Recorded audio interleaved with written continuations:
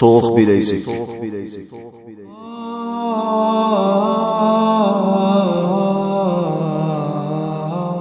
Nahayet şefkatlik ve mihriban Allah'ın ismi bilen başlayman.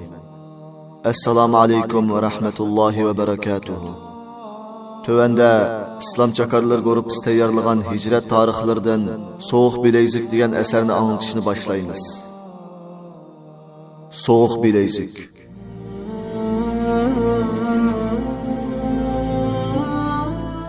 Bismillahirrahmanirrahim.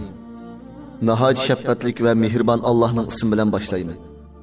Kiriş söz. Assalamu alaikum ve rahmetullahi ve berekatuhu. Alemlerinin perverdigarı Allah'a hamd sanalar olsun. Allah yekki yeganidir. Onun şirki yoktur. Padişahlık onunla xasdır. Maqtaş onunla xasdır. O hemen narsaga qadirdir. O yoshurunni ve aşkarını bilgüçüdür. Asman ve ziminni yaratquchudur. Eğer Allah bizni hidayet qilmagan bo'lsa edi, hidayet tapmagan bo'lardik. Allah hidayet qilgan kishini hech kim azdiranmaydi. Allah azdirgan kishini hech kim hidayet qilolmaydi. Cümleden men bir azg'un yigit edim. Allah bana hidayet bermegen bo'lsa, men azg'unlik ichida o'zimga va ota-onamga ziyon yetkazgan bo'lardim. Meni hidayet qilgan Allah o'zining yo'lida har turli musibatlar bilan sinab, qalbimni o'ziga moyil qilgan, o'zining yo'lida butkul hayotimni eng oddiy qilib yashash, mu'minlarga xor, kofirlarga izzatli bo'lishga yuzlandirgan Allohga va yana gunohlarimga tavba qilish fursatini bergan Allohga, o'zining ulug'ligiga loyiq maqtashlar bo'lsin. Allah'ın elçisi Muhammed sallallahu aleyhi ve sellem'ge Allah'ın rahmeti ve salamı olsun. O kişiye bütün insaniyetke hediye kılıngan rahmettir ve ata kılıngan nimettir. O bizge Allah'ın elçilikini toluk yetkizdi.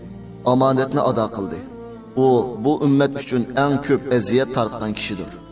İnsanlar küfrü karangılıklarda tınırıqab, azgınlık patkaklarda ezveylep yürgen peytte, ulanı Allah'ın vehisi bilen ve güzel ahlakı bilen iman nuruğu çakırdı.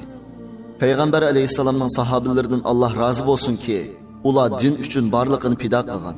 Allah razılık üçün hicret ve cihat qilgan.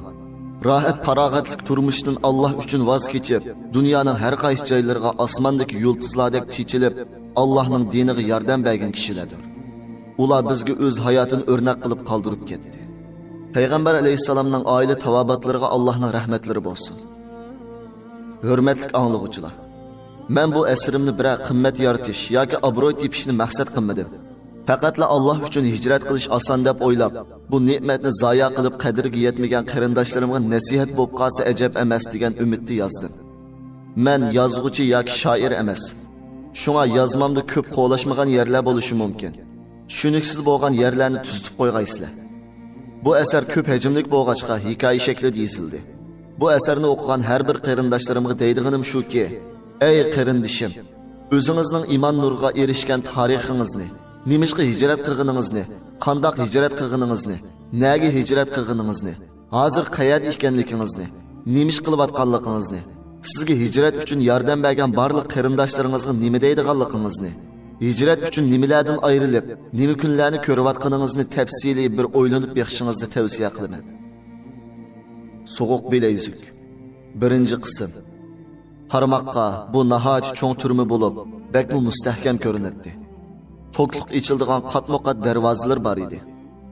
Biz o turmining 4 darvozasidan bir-birlab tekshirilib, 4-darvozadan keyin bir bo'shliqda turg'izildik. U yerning oldi tarafida yana bir darvoza ko'rinyotdi. Lekin bizni mushu orliqda to'xtatib, alohida tekshirdi. Bu yerda tekshirdiganlar odatdagi jinoyatchilar ekan. Bu jinoyatchilar turmi saqchilariga yordamlashidi ekan. Biz ularni g'alchilar deb atadik. Balkim bular haqiqiy g'alchilar bo'lishi mumkin. Ular narsalarimizni bir-birlab tekshirdi va har bir narsalarimizni to'qliq tekshirish mashinasi bilan tekshirdi. Hatto badanimizni tekshirmagan hech yer qolmadi. Ondan uchimizni tam tarafga qartib, qip-yalang'och holda 20 qitim o'ltirib turg'izdi. Ondan chochlarimiz va quloqlarimizga tafsiliy qaragandan keyin bizga "Inishinglar" dedi. Biz xuddi namozda ruku qilgandek tamga qarab inishdik. Keynimizde köp saqchi ve g'alchilar ve köndürülgen turmi itleri bor edi. Biz inishgandan keyin narimizni tekshirganligini bilamsiz. Buni keyin so'zlab beray inshaalloh. Keyin bizni shu yalang'och holda 5-darvozadan ilib kirdi. U yerning ishchi boshqa bir dunyo edi. Bu vaqtda biz faqat ishorat bilan so'zlashgan edik. Endi bu yerda oqmaykili g'alchilar bizni kutib oldi. Bu yer turma ichi bo'lib, yangi keldaxonlarni kutib olish o'rni ekan. Turma saqchilari bizning Xitoy tilini bildiganligimizni bilib, bir Xitoyni tarjimonlikka elib kelibdi. Tarjimonning vositasi bilan turma xodimi bizdan qisqa bir arxiv oldi. U vaqtda namoz shamga yaqinlashib qolgan edi. Biz ularga, biz musulmon, namoz o'qiymiz desak, ular kiyimlarimizni berdi. Keyin namozni shu yerda o'qidik.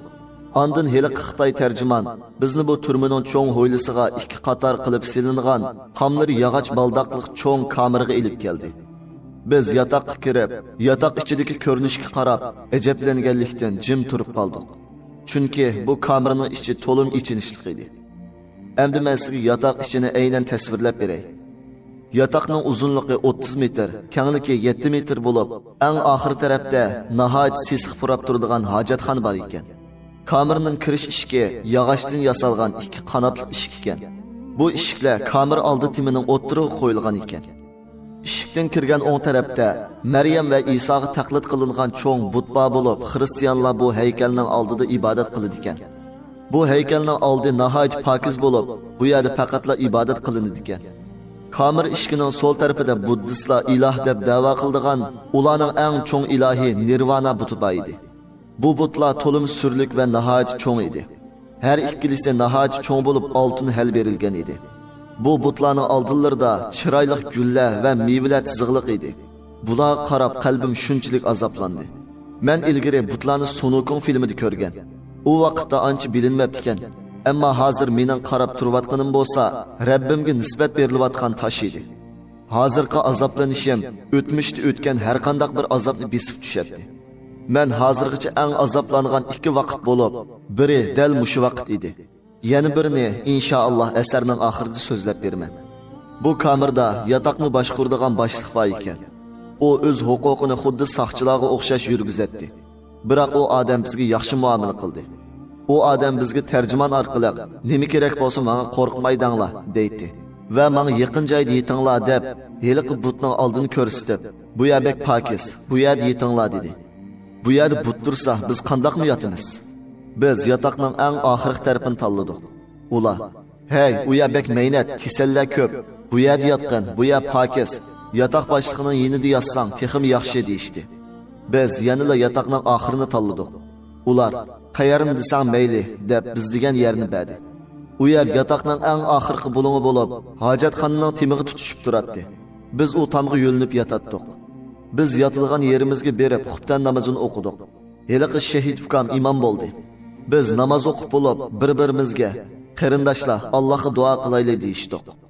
Men boshda ikki qo'limni ko'tarib, "Ey Alloh, holimizni ko'rib turibsan. Ko'z oldimizda sana nisbat berilayotgan butlar turibdi. Sen uningdan pok tursan. Bizga rahim qilgin. Biz bilan diningni aziz qilgin. Sana shirik keltirgan kishilar sening azobingga loyiqdir. Biz seni tanladik. Seni deb ota-onamizdan ayrildik. Dinimizni saqlash uchun ko'p musibatlarga uchirgan bo'lsaqmi, hammaga sabr qildik.